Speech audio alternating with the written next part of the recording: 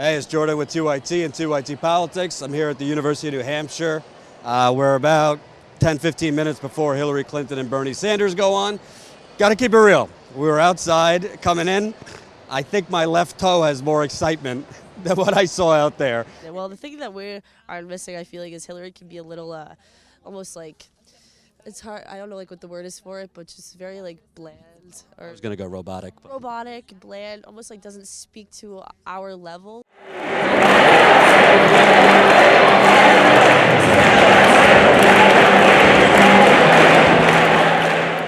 So let's cut the nonsense. Hillary Clinton's not doing so hot among young people. A lot of people would say it's her own fault. She catered over to Republicans. She picked Tim Kaine, and now all of a sudden we need to get millennials. As a Bernie supporter, TYT viewer, do you feel like it's a little bit like too little, too late with the millennial outreach? Personally, for the Clinton campaign, I'm not too sure. I think, among millennials, we do see a sort of dissatisfaction with Trump as well as Hillary Clinton.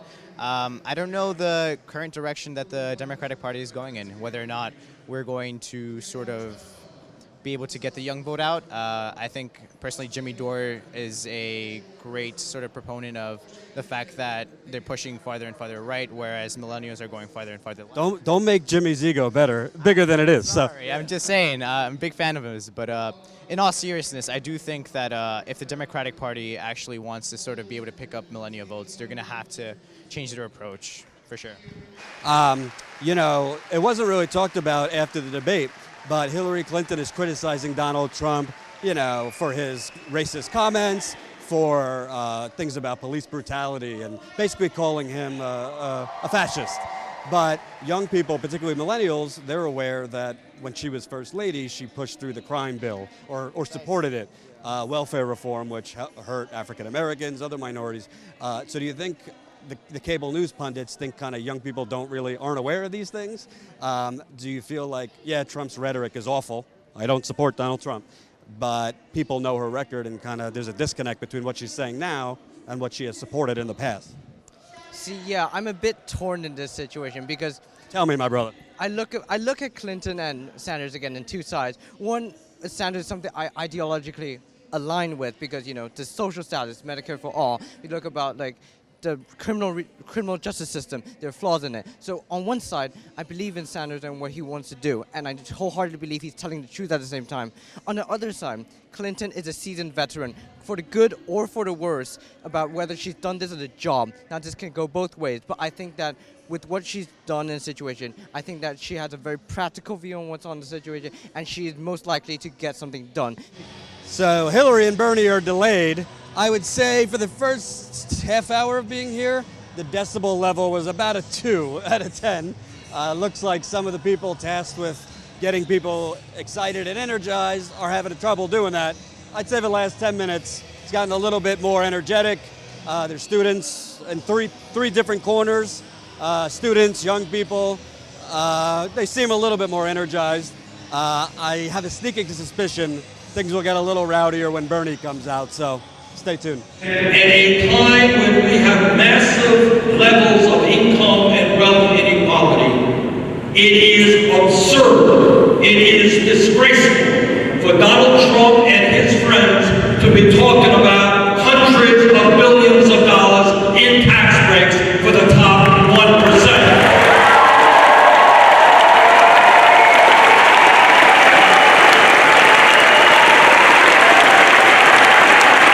There's another level which the mainstream media won't cover because they barely covered it when it was happening.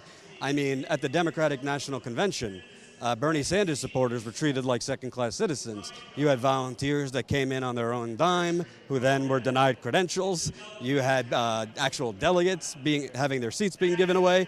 It was a bit of a tale of two cities where, frankly, older supporters of Clinton, while younger Bernie people were essentially like, you're lucky to keep your seat.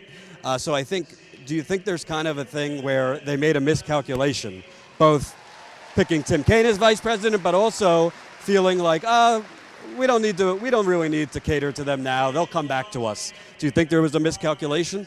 I 100% agree with you. I think that it is a complete mistake by the Democratic Party. You start to think about why it is that millennials support Bernie Sanders, and it's because of the ideals that he supports, right? Tuition-free college, Medicare for all. These are ideas that will actually inspire the younger generation to get out and to vote.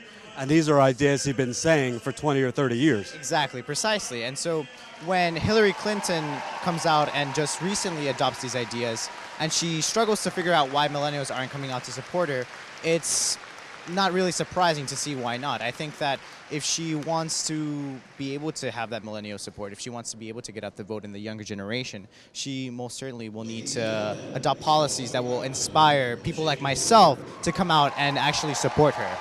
Thank you, Bernie. Thank you for your leadership, and thank you for your support.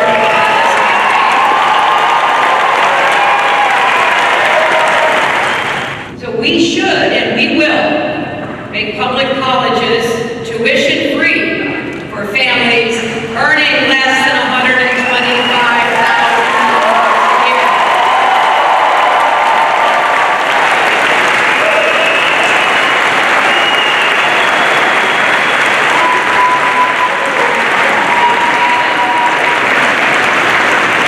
So we're going to put a moratorium so you don't have to pay your student debt back for a couple of years while you try to get your business started, and you get the chance to get the credit you need.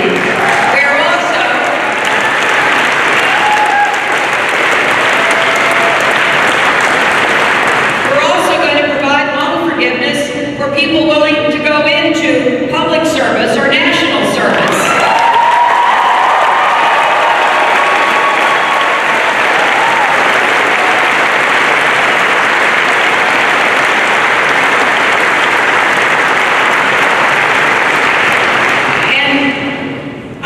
In Florida on Friday, I'll give a speech about why that's so important. Now, when you add it up, our plan will help millions of people save thousands of dollars. Our campaign has built a tool to help you see how our college plan will actually help you, not in general, but really specifically, you, the situation you're in. To check it out, go to hillaryclinton.com/calculator. Now we have an example right here. You can say I'm planning for college. You can put in what your annual household income is, how much you will save. And we are trying to make it as specific as possible because I don't want anybody to miss out on what this plan can do for you. So both Bernie and I are excited about what we can do together. I am really looking forward to working with him and other strong Democrats and Republicans who want to help solve problems again in America.